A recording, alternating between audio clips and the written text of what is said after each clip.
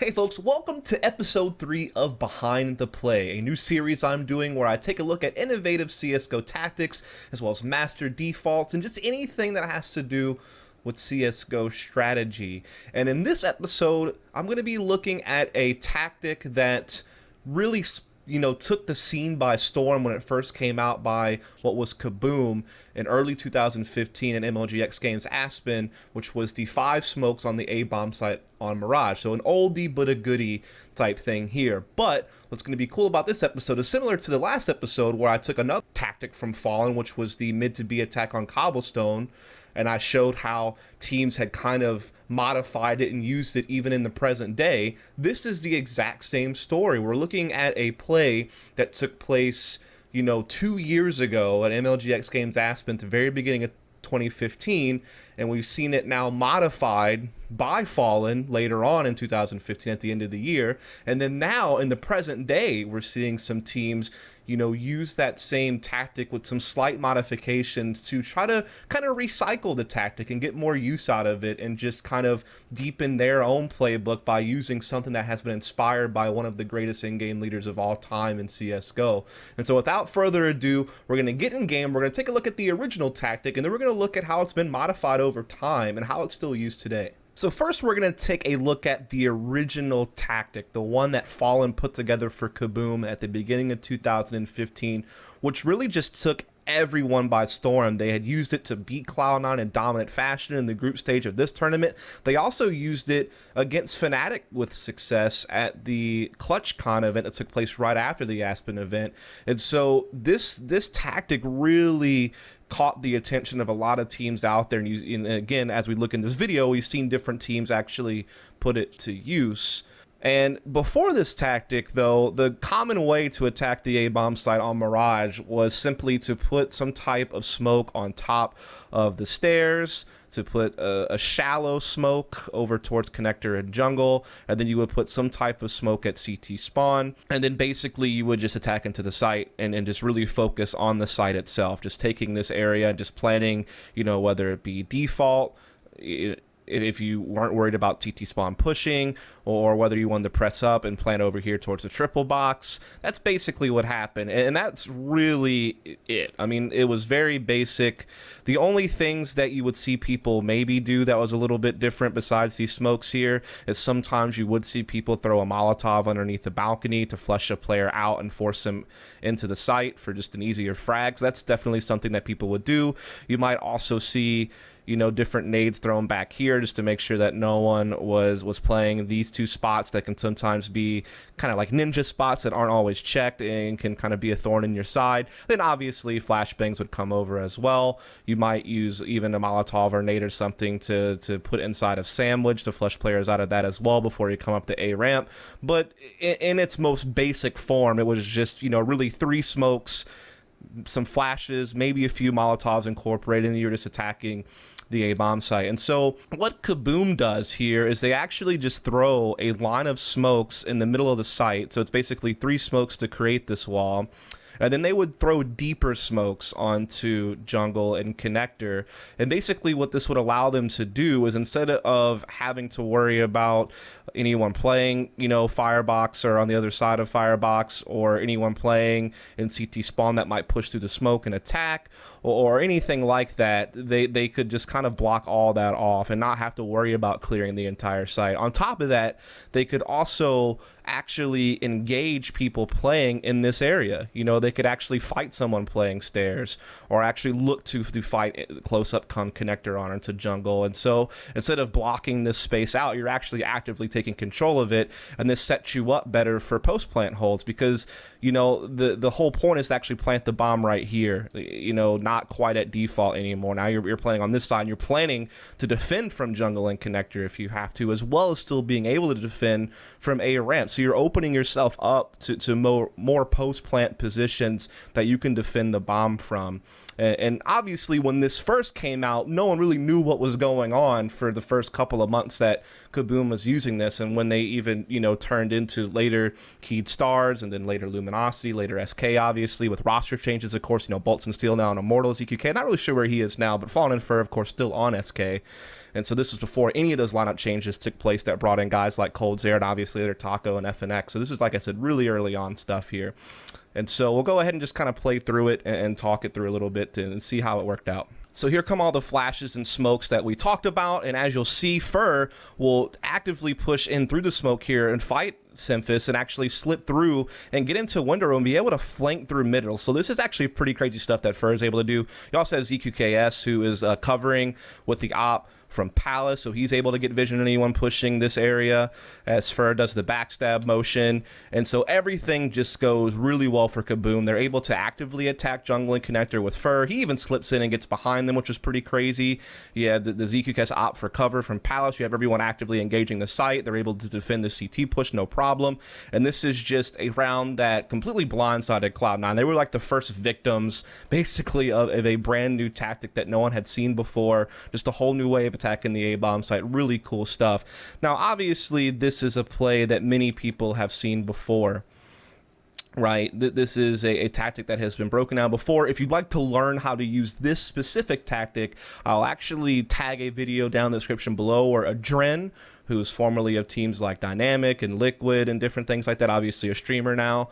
You can see him throw all the smokes and show you exactly how it works. It actually breaks this tactic down in even more detail than I have. So if you're interested in learning just more about this specific 5-smoke tactic, definitely check out that Adren video.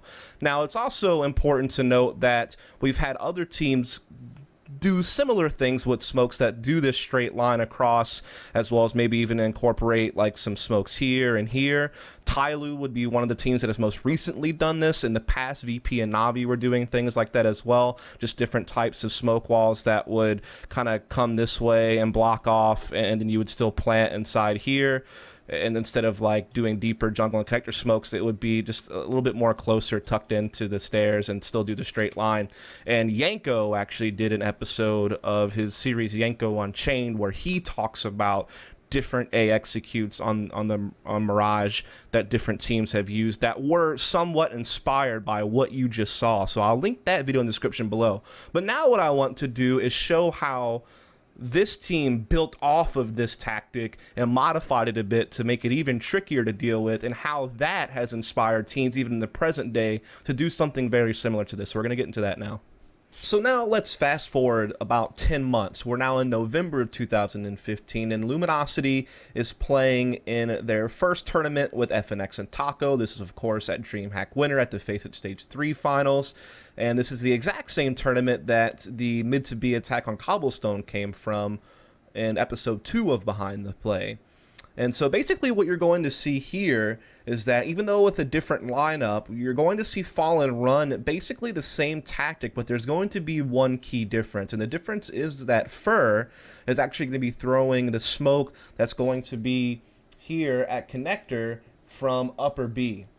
And so basically what this causes is that you have all the same smoke set up that you saw in the original tactic. Again, this is 10 months later, so people are very aware of this 5-smoke execute, particularly aware the Brazilian team likes to use it.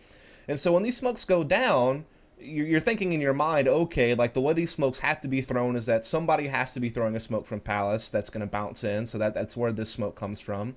Then you have to have all the other 4 smokes being thrown from here. So that means that there's going to have to be 4 guys playing outside the A-bomb site. And so it's basically just a straight up A execute at that point, right? But the key is that Fur actually is going to be throwing his, like we said, from over here up at the apartment. So what this allows Fur to be able to do is that he can actually, if he wants to, either run back and flank through middle, and just really catch everyone off guard, because he's going to be coming from a position that people don't expect, because everyone's expecting everyone to be coming from A ramp or Palace. He could also, you know, run through underpass and basically do the exact same thing, or he could play like a real long con and come all the way through if you really wanted to, if there was enough time to do that. And so this basically just takes something that everyone's very familiar with, and it causes a shift. It causes an ability to catch people off guard, because that 5th player is going to be positioned much differently than what you anticipate.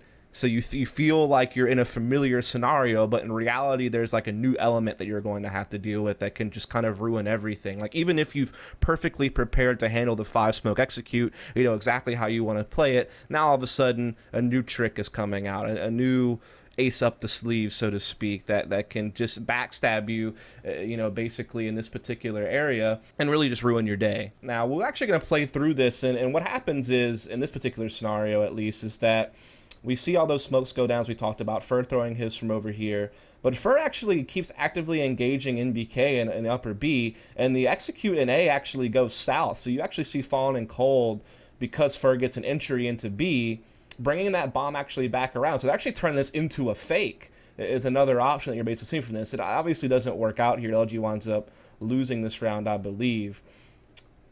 Yeah. But the point is that you can see how this changes things, how just by having a smoke thrown from a different location, namely here, you allow a flanking option that people aren't going to expect. And as you saw later in the video, you actually see even potentially being able to be used to do a fake and actually attack the B bomb site, because you actually have presence in the apartments that can look to find an entry on perhaps someone that you think is rotating off B, right? Fur probably thinks, okay, this guy's gonna rotate off of B. I'm gonna be able to get a free frag in his back. I'm gonna be able to get control of the B bomb site, and then all these players can swing all the way back around as I maintain control, especially if you have some that come to middle as well. So it just added more options to this 5-smoke setup on A. But as we're going to see in this next clip, we're now a year later, because again, this is at the end of 2015 now, this clip that we just watched. It was 10 months after the original play. But now we're going to get to February of 2017, where another team is going to be inspired by this, and they're going to slightly modify it a bit, and they're going to show that this tactic is still used in the present day, or at least something very similar to it. So we're going to take a look at that now. It's going to be Heroic, actually, in the IEM Katowice qualifier. So let's get there now. So now we're in the beginning of 2017. Here in February, it's the IEM Katowice European qualifiers, and Heroic, with Cadian standing in as Freeze departed Heroic, is going to do something very similar to what you saw, you know, over a year ago at the end of 2015 from that LG clip we just watched. And so essentially, as we played through this, we're going to see Cadian actually also, like Fur, throws a smoke from upper B. This one actually lands inside connector instead of closer up on the entrance, but it's the same idea. It allows the 5-smoke execute on the A bomb site, where Cadian with the AWP is looking to play a situation where in the post plant with the op, he's going to be able to cover where the bomb is planted by having an op that can peek up connector from either catwalk or in connector itself and just get vision of the bomb, which is going to be right here. So again, like episode 2 of Behind the Play, where we looked at a mid to B attack on Cobblestone that was able to be used over time with slight modifications and such, we're seeing the exact same thing happen here. We had a 5-smoke execute on the A bomb site that took place at the very beginning of 2015, and now we're 2 years later in February 2017, and this tactic is still being used with some slight tweaks with the same effect of being able to really just storm the A-bomb site, get a safe plant, and have better positions and more options in a post-plant scenario. So yeah, folks, I hope you enjoyed this episode Behind the Play. If you did, please follow and subscribe for more content. Again, if you want to learn how to throw these smokes, I do have a video linked in the description below that shows you how the smokes are thrown. And yeah, without further ado, I'm signing off. But again, come back next time for another episode of Behind the Play.